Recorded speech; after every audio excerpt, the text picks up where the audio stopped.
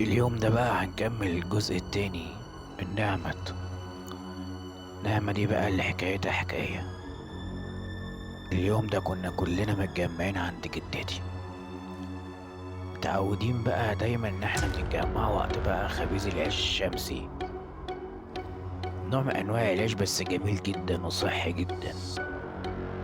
كانت امي بقى ومرات عمي الكبير ومرات عمي الوسطاني وعماتي الاتنين وعيال البيت كلهم، كنا كلنا متجمعين بقى كده حوالين الفرن. كانت اي حاجة طلعوها ناكلها وهي سخنة.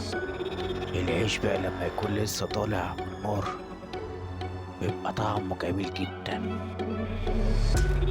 كان بقى فجأة شفت حاجة غريبة قوي، أنا عمري ما شفت زيها.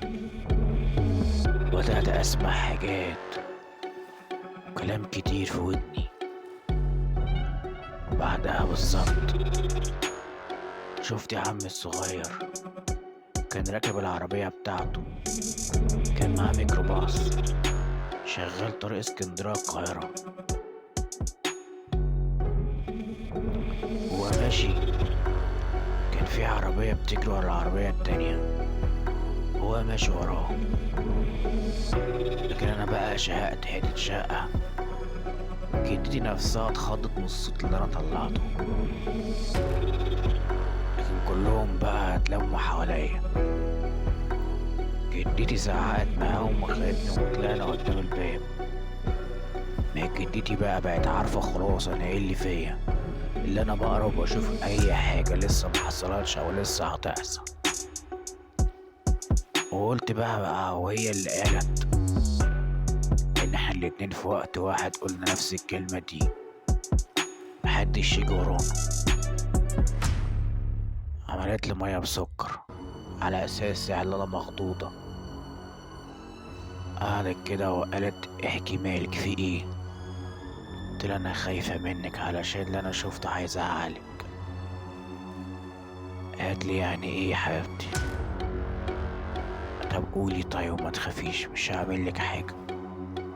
قلت عمي هو سايق العربية وفي ناس بيجروا ورا بعض، هو شايفهم والعربية الأولى بيضة والتانية سودة، والناس اللي في العربية السودة نزلوا كأنهم بيطلبوا الراجل اللي في العربية البيضة. كان عمي نزل يحوش عن الراجل، اتنين الرجالة دول، الراجل في العربية البيضة. لكن بقى المشكلة الناس ضربوا عمي بسيف على ايده. جدتي بقى اتخطط، لأول مرة أشوفها في الحالة دي، خافت جدا وأنا كنت خايفة منها. قالت طيب بالراحة كده هنعمل احكيلي طيب تاني كده معلش يا حبيبتي حاجات تاني. جابت لي أكل وعصير وكل شوية تقولي احكي تاني وأنا احكي تاني. قاعدين قدام الباب من 11 الصبح لحد الساعة 5 المغرب وأنا بوصف كل حاجة حصلت، حتى شكل الناس. احنا قاعدين جدتي كده كانت بتبص يمين وشمال ومستنية عمي دخلت العربية البيضة نفس اللي وصفتها. جدتي اتخضت وخافت جدا، قامت من مكانها. الراجل اللي وصفته نزل من العربية ونزل عمي وكمان ايده مربوطة. الراجل قال لي او ازيك، لكن فجأة بقى قال هي ده امك يا سعيد؟ عمي قال اه. ستي تقريبا كانت مشلولة من كتر الصدمة اللي هي بتشوفه،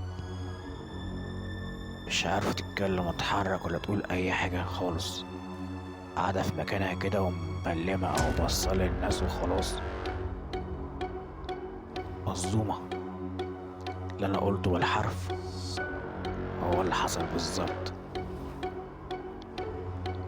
الراجل بقى جاي وبسأل جدتي قال لي انت عارفة تربي يا حاجة؟ أنا أنا وكيل النيابة وفي ناس بلطجية كانوا بيجروا ورايا وعايزين يضربوني. حاجة كل حاجة نفس كل حاجة اللي أنا حكيتها لجدتي بالظبط. كل حاجة شفتها وقلتها حصلت. جدتي صدقت كل حاجة أنا قلتها، لأن كل حرف أنا قلته الظابط ده قاله. بابا لما عرف خاف عليا أوي وزعل مع جدتي، وأنا قلتلك بلاش الكلام مع الجيران. عارف كل حاجة بتحصل معايا. أي حد كان بيحلم بحاجة يجي يحكيلي عشان أفسرها له. أنا كنت بفرح بصراحة إن الناس كلها بقت مهتمية بيا وأنا في السن ده. وقتها لحد ما في يوم كده جارتنا قالت عليا الست دي كانت ما بتخلفش أصلا، كان اسمها نوال. تعالى عايزاك يا حبيبتي. قلت لماما، قالت ماشي. طلعت لها لقيت جوزها موجود، قال لي تعالي يا نعم، أنا عمك مصطفى. قلت له أهلا، ما أنا عارفاك.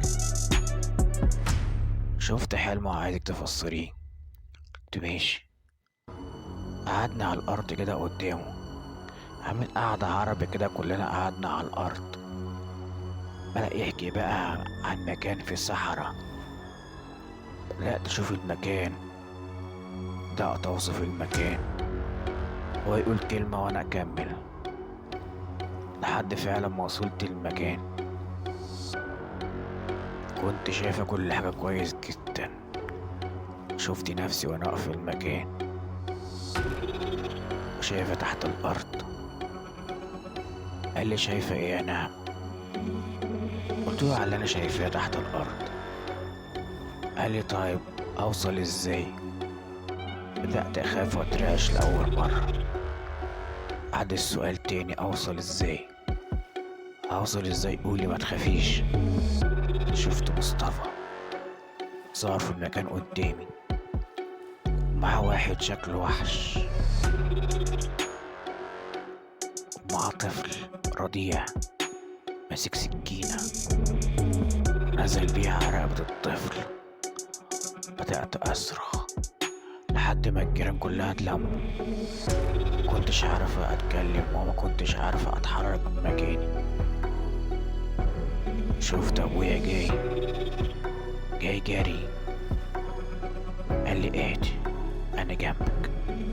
هو الوحيد اللي بيتكلم معايا وأنا مطمنة. قال لي في حصل إيه مالك؟ أول قالت لا والله مفيش حاجة، بس مصطفى كان بيحكي لها حلم. بابا زعق معايا وخدني في حضنه وقال لي مالك احكيلي. حكيت لي اللي أنا شفته بالظبط، حكيت لأبويا كل حاجة. بابا وعمامي كلهم ضربوا مصطفى. ما كنتش عارفة هو كان عايز مني ايه بالظبط، بس بابا وعمامي كانوا عارفين من كتر الضرب كان هيموت في ايديهم. فهمت بعدين ان هو كان عايزني اساعده في فتح مقبرة آثار. بابا منعني ان انزل اصلا من البيت تاني. بدأت اسمع اسماء ناس اللي كنت بسمع اللي هم اصلا كانوا بيموتوا، ناس ميتين. بدأت اسمع كأن حد بيكلمني في ودني.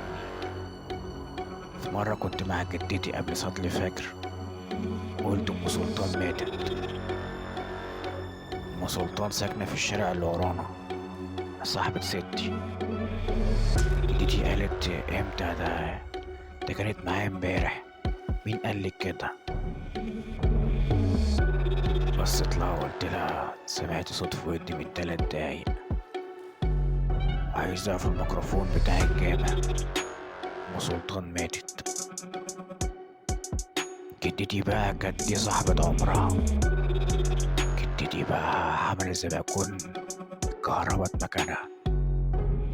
ناس كتير غير أم سلطان كنت أسمع وهي بتموت، كنت أشوفهم يطلعوا في الروح. بس ستي بقى كانت قريبة مني، هي اللي كانت بتصدم، تاخد الصدمة. بدأت أكبر بعد سنتين من عمري بدأ بقى يجي ليا العرسان، وبالفعل اتخطبت. بدأت أحلم أحلام غريبة، وبقت تحصل معايا أحداث أغرب وأغرب، بحس دايما إن في جنبي حد بيتنفس. خطيبي أول حد أعرفه في حياتي، قعدنا مع بعض 3 سنين. خلال الفترة دي كانت بتحصل حاجات غريبة جدا. كان يعرف ايه اللي بيحصل معايا بس مش بالتفاصيل، من غير اي سبب خالص. قلت لبابا انا مش عايزاه. في نفس الوقت انا كنت بحبه جدا. كنا في شهر 5 والمفروض بقى ان احنا هنتجوز خلاص في 7، لكن انا صممت بقى اللي على الفركشة. خلاص لازم نسيب بعض. وفعلا فركشت الخطوبة. نفس الوقت جالي عرسان كتير، لأكتر من 10 رجال، كلهم بقى مستعجلين معرفش على ايه. لكن بقى المشكلة اللي أهلي وافقوا على حد منهم، كان اسمه أحمد. أنا كنت رافضة بس جدتي بقى مصر، خلتني إن احنا هنتخطب غصب عني. المرة دي أنا بعمل حاجة غصب عني. بعد خطوبتي بيوم بابا تعب ودخل عناية مركزة، قعد فيها 21 يوم. أنا ما شفتوش طول الفترة دي، لكن خلاص بعد في اليوم 22 أنا بالاسم. طبعا اخواتي لقيت جارتنا بتنادي عليا، بتقولي البسي دلوقتي، عمك جاي ياخدك علشان ابوك عاوز يشوفك. كان عندي فضول، كنت مرعوبة، لكن هي كان عندها تليفون ارضي. امي كلمتها، لبست بسرعة وعمي جاله بالفعل. رحت معاه عند ابويا. اول لما شفته بقى طالع كده بالعناية على كرسي بعجل، خفت بجد. مش ده ابويا، لا، ابويا جامد، مش ممكن يحصل معاه كده. انهارت وجريت من مكان جدتي. جدتي جت ورايا، نعمت ابوك لو شافك كده هيموت، لازم تجمدي. دخلت، ابويا كان بيدور عليا باينه. اول لما شافني قعدت كده قدامه ارض. قلت حرام عليك، انا بموت، انا تعبانه اوي من غيرك. انا كويس متخافيش يا بنتي. خطيبي بقى وقتها كان موجود، وبقول له اوصيك خلي بالك من نعمت، امانه في رقبتك.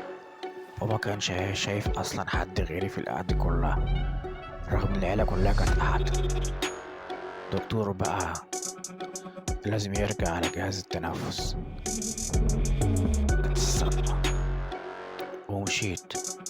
كان عندي احساس غريب اوي اليوم ده، والساعة 2 بالليل كنت انا صاحية وقاعدة برا في الصالة واخواتي كلهم نايمين. امي كانت نايمة في الأوضة التانية. كنت قاعدة كده على الجنب، كنبة كبيرة. لقيت بابا نايم وراسه على رجلي، رفع عينه وبصيلي ومبتسم. قلت له حبيبي انت مت وسبتني؟ ابتسم اكتر. قلت له حرام عليك، انا ماليش غيرك اصلا. فجأة بابا اتحول سحابة بيضة، دخل عند اخواتي. انا قاعدة مش بتحرك وبتفرج. دخل عندهم، رجع لي تاني، واقف فوق راسي. سمعته وهو بيتشاهد: أشهد أن لا إله إلا الله، أشهد أن محمد رسول الله. اختفى. كلاب في الشارع تحت البيت فضلت تنبح لحد ما أمي صحيت. قالت لي مالك يا نعمة، في ايه؟ قلت لها قومي، بابا مات خلاص.